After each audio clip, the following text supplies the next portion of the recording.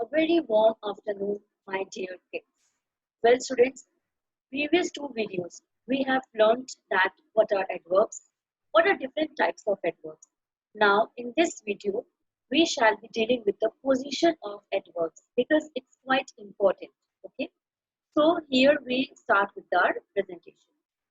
So today we are going to learn about position of adverbs. Okay, my dear students, before we jump to the position of adverbs, you should know that what are its importance. Okay, it plays very important role. Okay, how that I will tell you. See, placing adverbs before or after verb, $1,000,000 question. Okay, and it totally depends also. Placing adverb in front, mid, or end position. That totally depends on the context of the sentence. Because if we put adverbs at the end or at the starting, it shows emphasis. And whenever we put adverbs at the starting, it shows the emphasis on the type of adverbs rather than the action of adverbs. So here we start with that. So now there are few rules regarding the order in which adverbs are placed in a sentence. First is that adverbs of place, time and manner are always placed after the verbs. Here are three examples. He is coming tonight, adverb of time, which is placed after the verb coming. She sang beautifully. Again, adverb of manner, which is placed after the verb sang. Third, she roamed everywhere, adverb of place. So it is placed after the verb roamed. When a sentence contains direct object, the adverbs of place, time and manner are placed after the direct object instead of verbs. Okay. Now, before we jump towards examples, what is direct object? Well, direct object is the person or thing that receives the action of the verb. The direct object follows the verb. We can identify the direct object by asking the question like whom or what after the verb. So here, the dog scattered the biscuits everywhere. It is an adverb of place. So we have placed it after the direct object, not after the verb scattered. She sang the song beautifully. Adverb of manner. Again, it is placed after the direct object, not after the verb sang. See, these are few rules which you need to take care of. Then there is one exception. If we talk about the adverb, well, what that it can also be placed in the middle of the sentence. The speech was very well designed. The essay was well written. In both the examples, adverb of manner, but it is not coming after the verb. It's there in the middle of the sentence, that too before the verb. Some of the adverbs of place can be placed the starting or at the end, just to show the emphasis, show the type of the adverb. Like in the second sentence, if we talk about outside the girls were giggling. So here, what is more important? We are giving emphasis to the adverb of place. Where were the girls giggling? Outside. It's not about the action, it's about the place. So like all other adverbs, the adverbs of time mostly occur in the last position. As you can see the example here, I went for a movie yesterday. I saw Michael today. She stayed at her grandma's place for a week. He taught poor kids for several years. But if we put all these adverbs of time at the starting, we are giving emphasis on the adverb of timing, not to the action. Okay. Now, next, what happened when all the adverbs like place, time and manner come together in a sentence? This you will follow. She performed very well on the stage this evening. The sequence would be manner, place and then time. Please take care of this thing. Okay, otherwise your sentence structure would be wrong. Let's move to the next, adverbs of frequency and their position.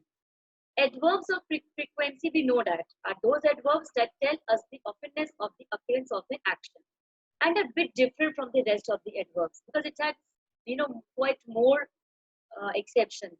It is usually placed before the main verb. I often visit my grandma. She rarely comes at parties. I occasionally eat pizza. So, student, if the verb consists of more than one word, then the adverb comes after the first verb. For example, the man had just entered the auditorium. Now, see, the man had just entered the auditorium. There are two verbs.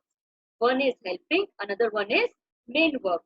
So, whenever we have two verbs, so we will always place in between the helping verb and in between the helping verb and main verb, means before the main verb we will put adverb of frequency. When an adverb modifies an adjective or another adverb, the adverb usually comes before it. For example, he lifted the stone quite easily. It is a rather warm day. Okay. Now, adverbs of frequency that are placed at the end. It's there. I visit Niagara Falls frequently. I go to church. I got to go to church occasionally. I do cardio exercises regularly.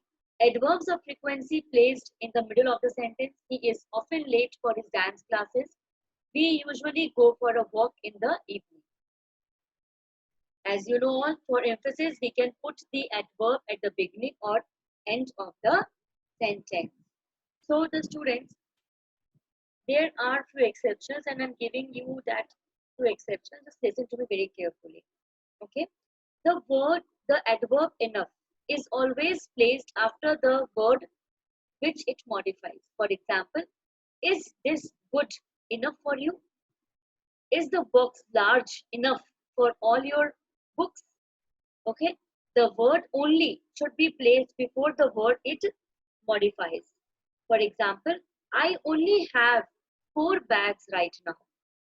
If you want to give emphasis, then we can put adverb at the starting. Okay. So according to the what the sentence demands, you need to put that adverb accordingly. Okay. So now, like adverbs of frequency, middle position, adverb of time, end position, following adverbs of manner and location. Then if you talk about different examples, if you see, so you can say everyone played well. However, we still lost the game. So now if you join the sentence, everyone played well. However, we still lost the game.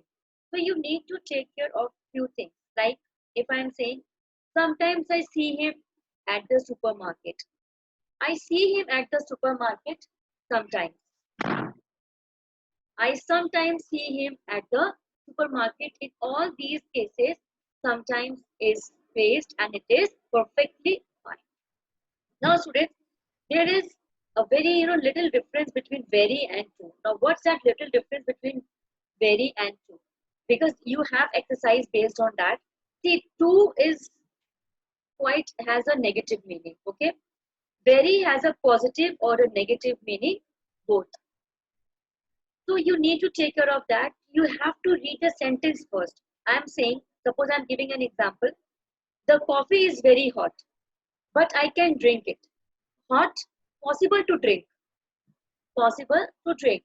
The coffee is too hot to drink, means it's not at all possible to drink. So you need to take care of these few things, that how are these things going to work. Like adverbs of degree and the position. It is usually placed before the adjective, adverb or verb that they modify. For example, she is extremely tired after the long journey. Extremely is again degree and tired is, it is telling about adjective. The water was extremely cold. He was just leaving. Now, as you all know, position of adverbs, just test your knowledge. Now here is the first exercise and you can see here one small button. Okay, if you press this button, you in that audio you will find the entire answers. So just do it by yourself first and then you can check the accuracy of your answers. Now again, these practice sheet is there. In your cornerstone, you just do it. Again, the audio with answers is there. There would be 5 exercises. Here it's only 2. Okay, and I will be giving 3 exercises as a homework. All the exercises which are there in your cornerstone, you're supposed to do in your book only. Okay, and whatever the worksheets is being given to you, you will have to do those worksheets in your pair notebook. So, my dear students, thank you so much for listening to me. I hope that you like. Stay safe and stay